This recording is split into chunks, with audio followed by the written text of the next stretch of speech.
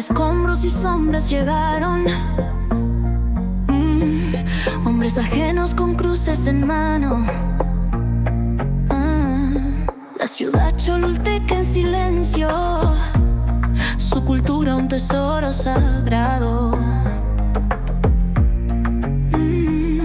Las pirámides de altares de gloria fueron vistas con ojos de pecado. La conquista vistió su texto religioso, un pasado de fuego eterno.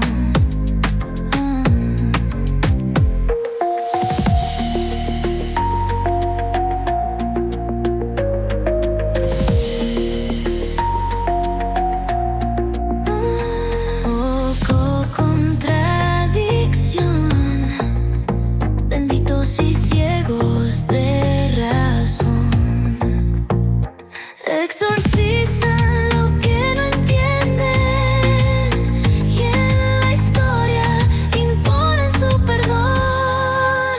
¿Quién borra el valor de un pueblo? ¿Quién impone su fe a la fuerza?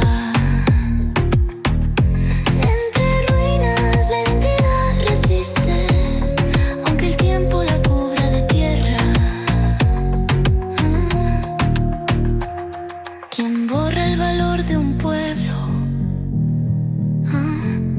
¿Quién impone su fe a la fuerza?